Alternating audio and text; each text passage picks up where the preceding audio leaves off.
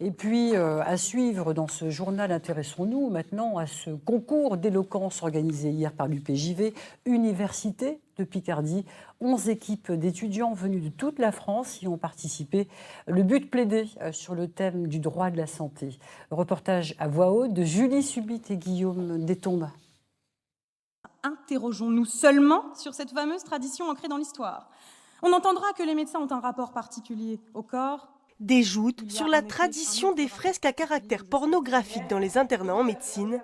Une équipe représente la défense, l'autre est en demande. Et peut-on réellement donc détruire ce patrimoine d'un seul coup de peinture? Je dis non, doublement non, c'est strictement non, c'est impossible et je tiens à rajouter que... Plaider sur un dossier connu seulement 24 heures avant, 7 minutes de plaidoirie pour lesquelles les étudiants ont travaillé toute la nuit. En fait, c'est parce que l'article parle d'un environnement. Un travail à 8 mains où il a fallu préparer les potentielles attaques des adversaires. Le stress commence à monter, notamment pour Iliane, c'est une première. C'est se donner confiance, avoir ce petit coup d'adrénaline parce que on a aussi envie de s'investir.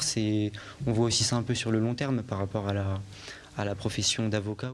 Augustine, elle, est déjà passée par là. Lauréate l'année dernière, le concours l'a aidée dans ses études. Dès qu'on a l'occasion de faire beaucoup de pratiques du droit, c'est très intéressant. En plus, c'est dans des conditions réelles, donc on a vraiment une plaidoirie à faire, des conclusions d'avocats à rédiger. Le but premier, c'est vérifier la capacité des étudiants à mettre leur savoir et leur connaissance au service d'un dossier extrêmement pointu pour leur montrer qu'il faut trier dans ces connaissances pour arriver à entraîner la conviction d'un jury.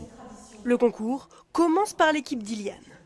On sauve des vies et pourtant aujourd'hui c'est une œuvre vieille de 123 ans qui a besoin d'être sauvée. Très contente de ma prestation, surtout que c'était ma première.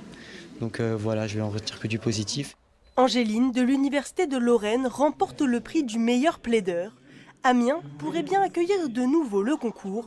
Le deuxième groupe a remporté le prix de la meilleure équipe.